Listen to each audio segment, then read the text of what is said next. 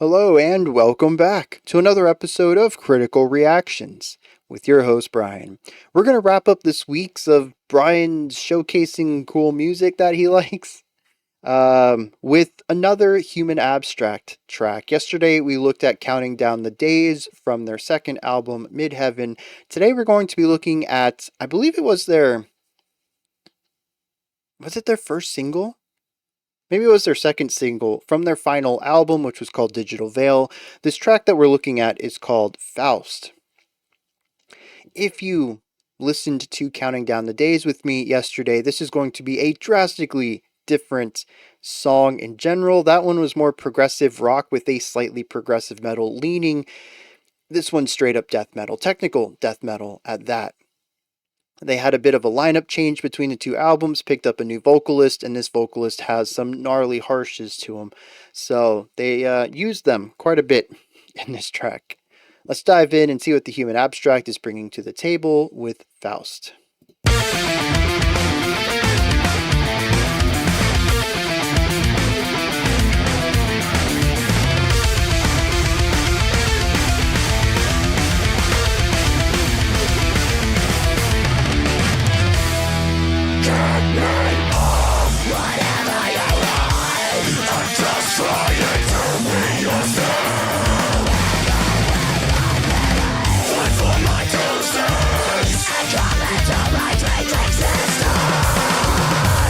I love the ornamental drum work that follows in line with those guitar riffs.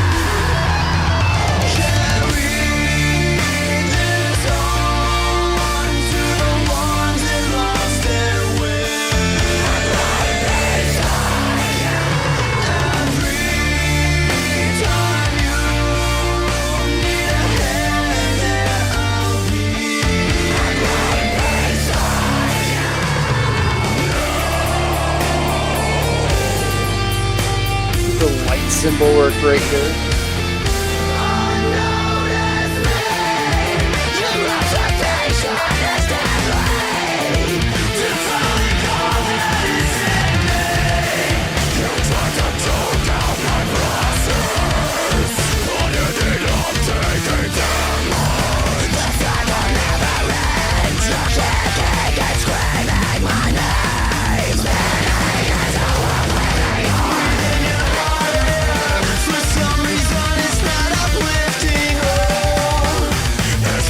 That's the back and forth on the guitars is so good.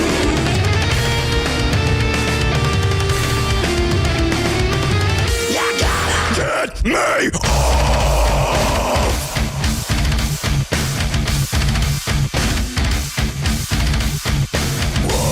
Whatever you're on.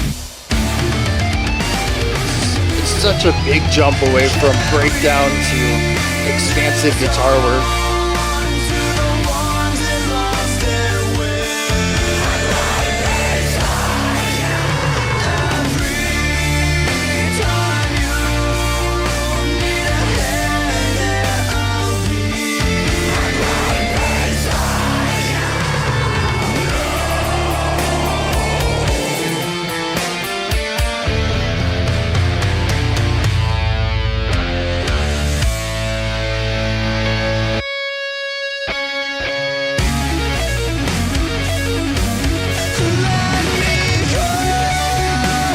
All the layers. All the layers.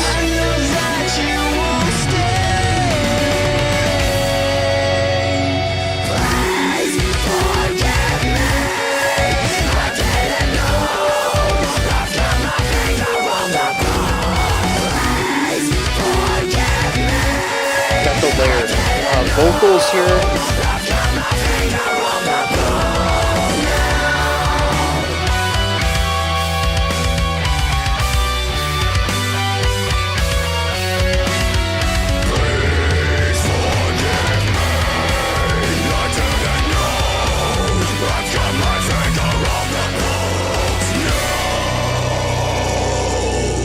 Guitars bringing the energy up and then back down into this piano part.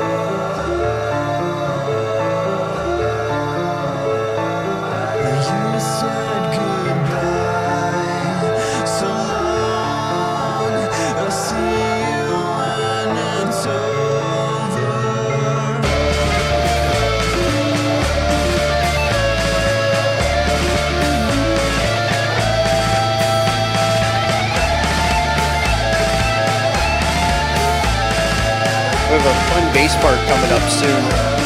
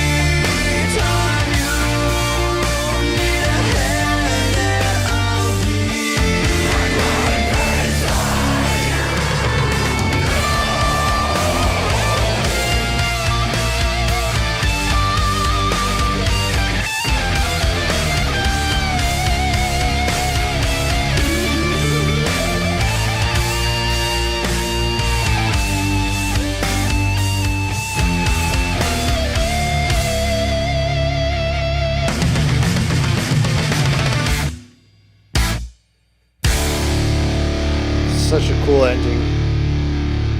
Very punctuated. Very much like this is the ending. Alright. So, I remember when this song originally came out, I was not too keen on it. I mean, we started off with a metalcore band, which was right up my alley at the time when their debut album came out. And like we explored yesterday, they kind of went to a lighter direction. They got rid of a lot of the harsh vocals. They lost their main songwriter and lead guitarist, and they picked up a pianist along the way. And just a lot of personnel changes created a very different sound that is still to this day kind of seen as the black sheep of their work, as it was their least metallic. I was cool with both of these. It took me a while to get on board with Midheaven, but it quickly shot to the top of my favorite albums list after I finally, engaged with it on what it was doing rather than what I was expecting. That happened with this album too. I was not on board with death metal at the time. This was most certainly by far the heaviest thing I had ever listened to at the time. And the first time I heard, I think it must have been this song, although it might have been Digital Veil too, the title track, which I think was the first um, single on it. It yeah, it bounced right off me, dude. This was like not my cup of tea. And the thing was too is I pre-ordered this because it was like the Human Abstract. Of course, I'm gonna get this album. I pre-ordered it. I eventually got it signed, or maybe I got it signed pre-ordered. I must have because I never saw him live, which still sucks, man. I had tickets to see them um, in their Midheaven supporting tour, and they were opening for Deer and Gray, or maybe it was the opposite way. Maybe Deer and Gray opened for them. Anyways, killer show, right? This would have been fantastic, and I got mono that week, and I never got another chance to see him. So yeah, it must have came with the pre-order was the signatures. Anyway, though, I listened to the album once and was like, no, I don't even know if I made it all the way through. I was like, this is not my jam. It took me a long time to come around to it, though. I'm glad I did, though, because it's fantastic. Every bit of it. Um, and let's just start with what I think is the best part about this song is it's written for like four guitars. There's so much layering going on in here, whether it is foundation and the reuse of ideas, theming and motif, whether it is just lead melodies that are counterpoint to the vocals, or two guitars doing counterpoint against each other, or the bass doing a cool moving lick underneath what the guitars are doing. There is almost always, aside from those really unified breakdown sections, multiple melodies happening.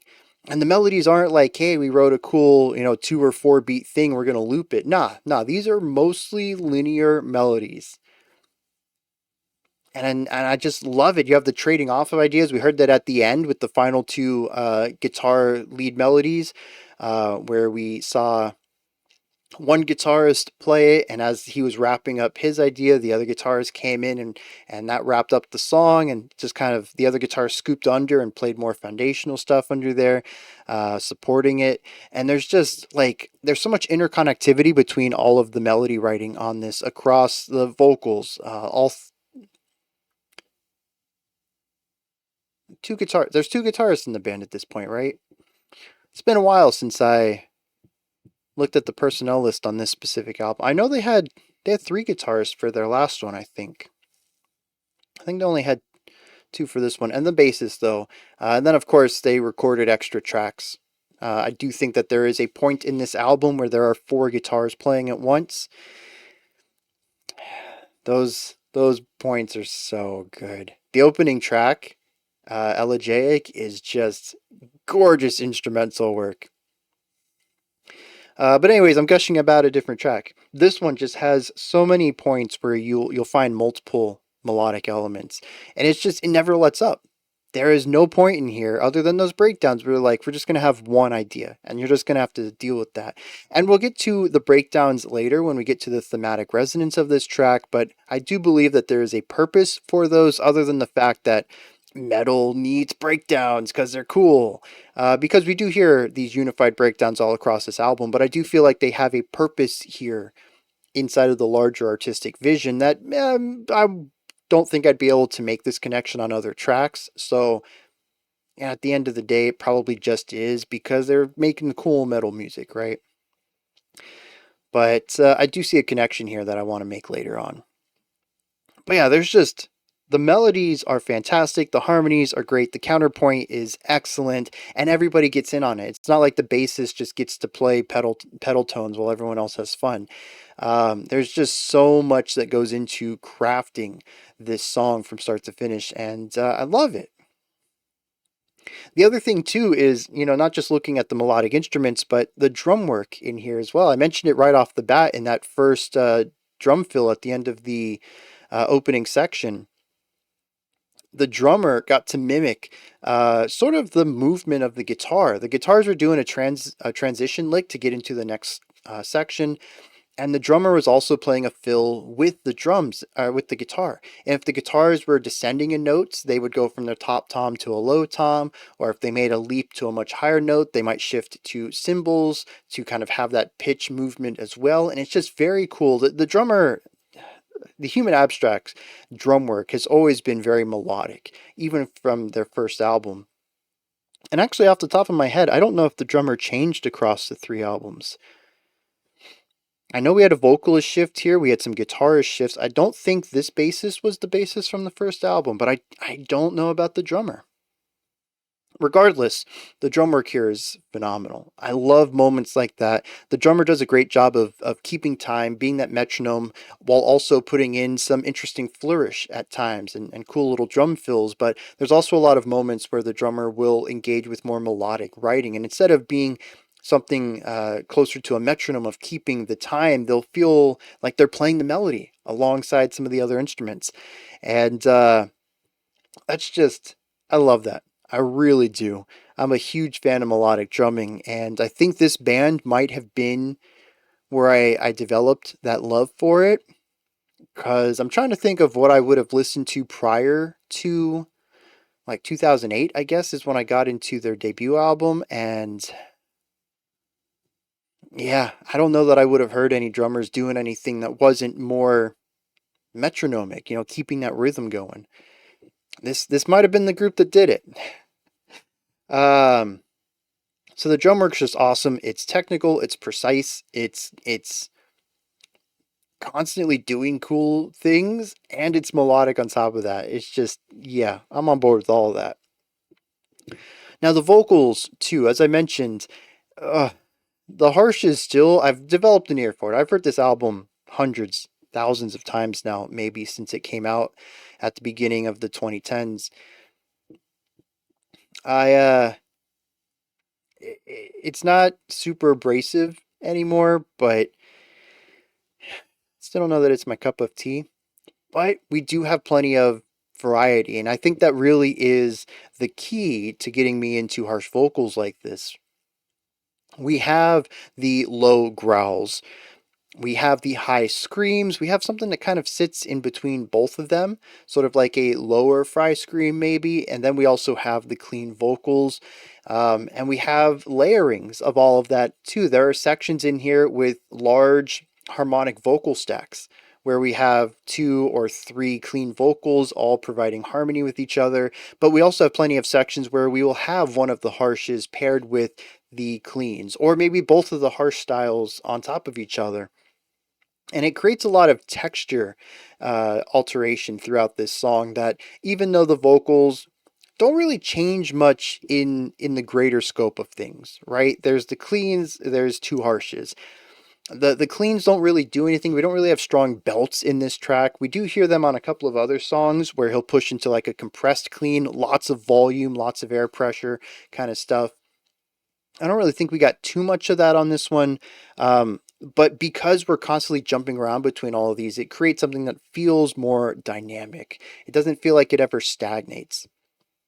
And I'm a huge fan of that too. I mean, if you've paid attention to the channel at all over the 5 years it's been active, dynamic writing and changes to the sound of a song, they're things that I've kind of talked about a little bit, right? Not too much. Definitely not in like every other reaction.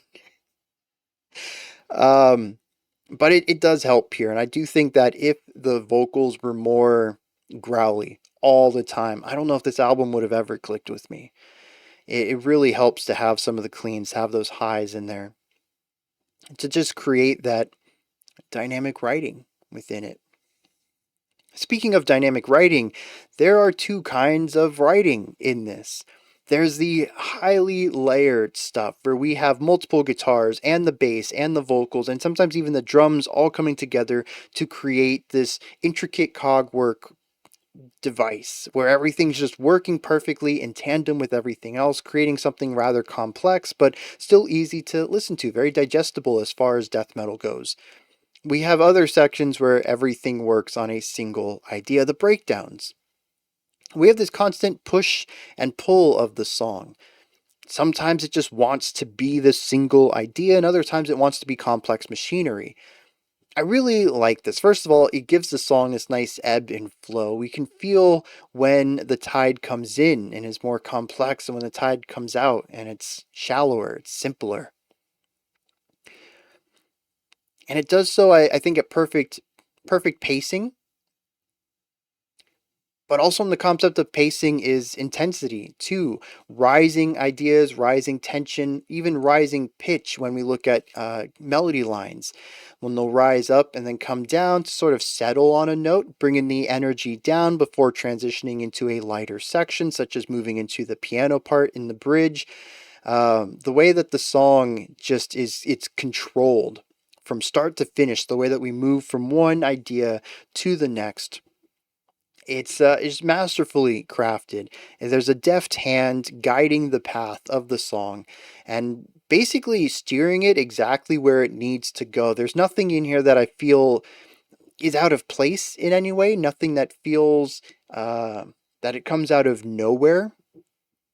Nothing that feels obtuse even. Um, a lot of it just goes where you expect it to go. There's a familiarity to it, something that works well within the ideas of both harmony. We're probably looking at functional harmony here, as well as melody writing, of how you expect melodies to grow and shrink, to breathe, to inhale and exhale. And I really love how all of it just works together to create something that is engaging to listen to, given the complexity, but not really difficult to engage with. I guess I just said the same thing twice. Anyways, I hope you get the idea there. That it seems complex and deep, and it can be at times, but it doesn't make it difficult to get into, right? one of those things where if you're just paying attention to the surface level, you're not, a music connoisseur, you just like good metal. You listen to this, you're like, yeah, I can jam out to this. But if you know what to listen for, if you have, theory knowledge or something like that, you can find a lot of depth to this song. And both people, whether you're, musically illiterate or you've spent your entire life devoted to the knowledge of music, you're going to find something to get out of this track. And I find that that's a fine line to walk that not a lot of bands do. A lot of bands fall into the overly technical realm of things where it's kind of difficult to jam with them because they're just being that complex and extra. And that's cool in its own right, right? Especially as somebody who understands music, I can really dig into that stuff and talk about it for hours, but I usually have a tough time engaging with that casually. It entices the academic side of me more so than the music enjoyer side. And I feel like a song like this just walks that it threads that needle really well. Is there anything else I wanted to bring up here? I don't think so. Let me hit some lyrics on this and see what they're doing there. All right, this song is about losing your identity for something else. That something else could really be anything. It could be representative of pretty much any way that you might lose who you are in favor of something or someone else. The very beginning of the song is an attempt to break away from that. It says, "Get me off whatever you're on. I'm just trying to be myself." It says, but the self aware. I'm self aware, but barely. I'm fighting for my 2 cents and commit to my dream's existence. I'll only ever know myself. So it's this battle. It's like I've still lost myself to this other idea.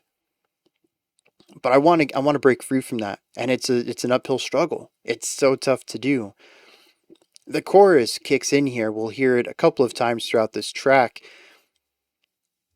It is what I believe to be a reassurance that you can do this, that there are other people who have broken free from this or never lost themselves to this at all, and that we're here by your side, and that when you break free, you can carry this tune, this poem, whatever you want to call it, to others who might be lost as well. It says, "Carry this on to the ones that lost their way. I'm right beside you. Every time you need a hand, there I'll be, right beside you now."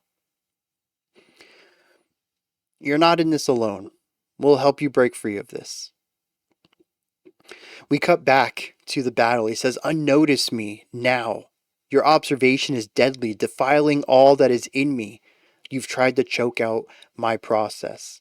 You've tried to remove what is me, the way I do things, the way I represent myself, the person I am. You've tried to eliminate that, to choke it out so that all that's left is this other side, a reflection of you."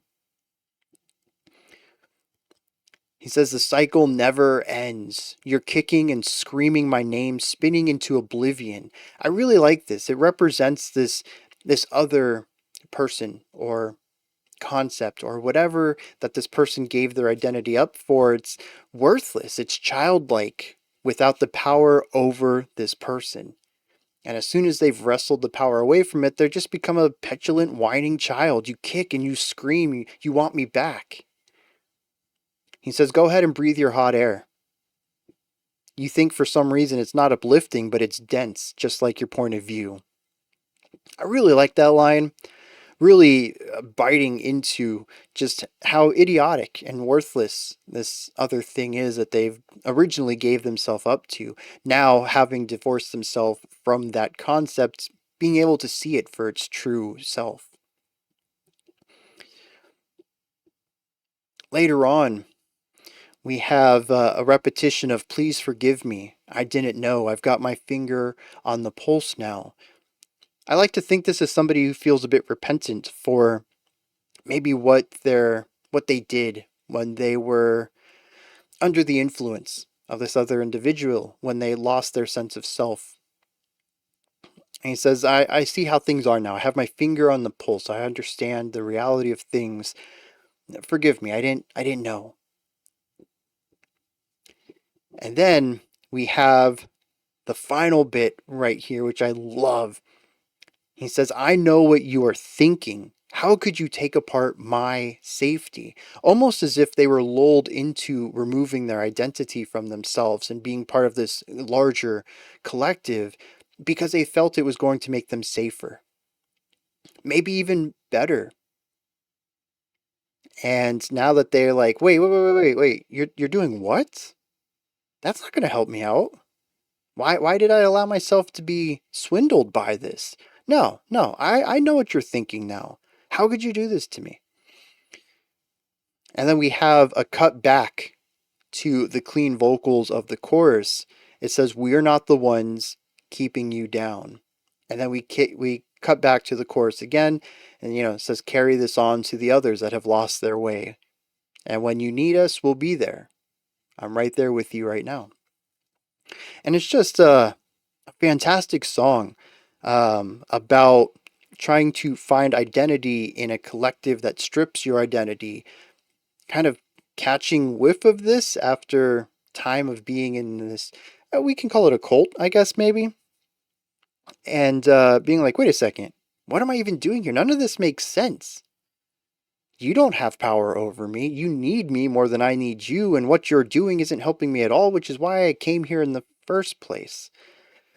And those on the outside saying, yeah, we're going to welcome you in with open arms. And hopefully we can help other people find their way too and help them become themselves again. It's really beautiful. And it's this, if we look at it from the protagonist point of view, it's this push and pull, trying to break free of this, and the other side wrestling that control back and pulling them back in, and really having to fight for their own freedom and identity.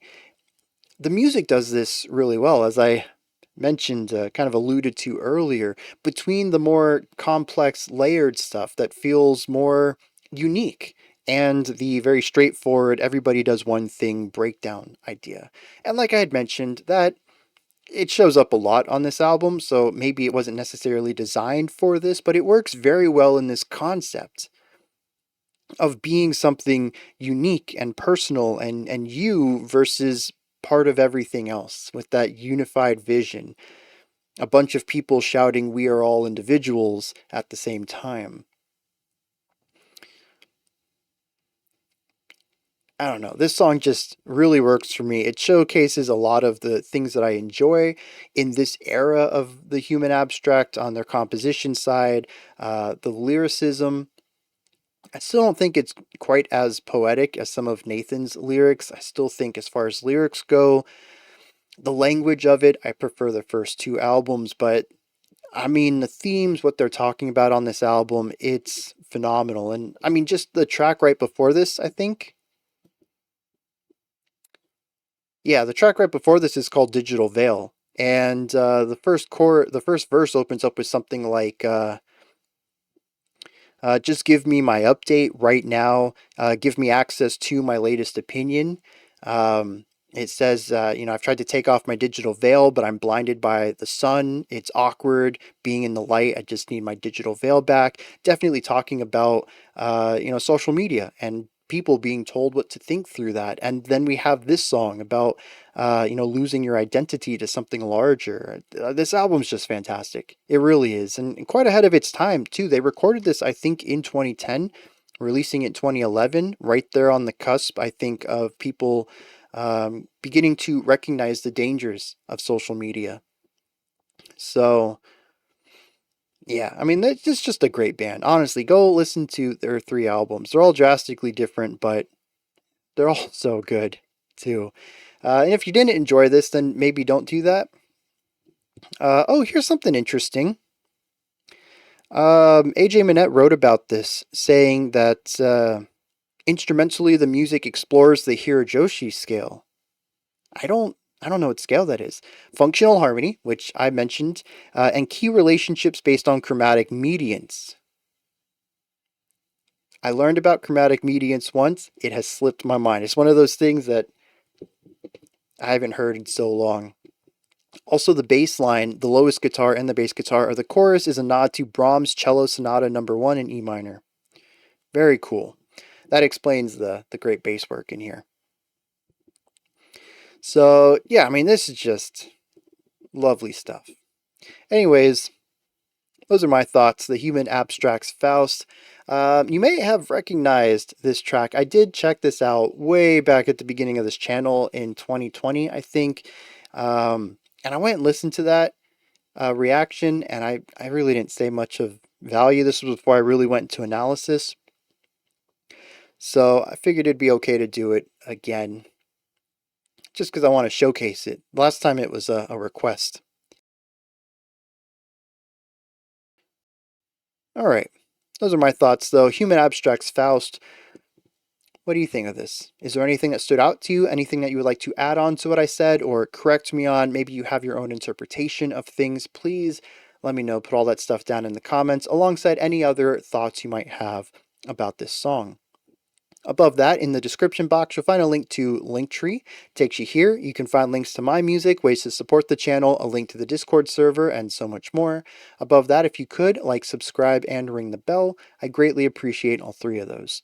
That wraps it up for today. I'll be back tomorrow, though, 5 p.m. Eastern Standard Time, 10 p.m. UTC, as usual. We're going to check out an entire album. Until next time, remember to be critical, not cynical, with the music you listen to, and have a fantastic morning, afternoon, or evening, whenever you choose to watch my videos.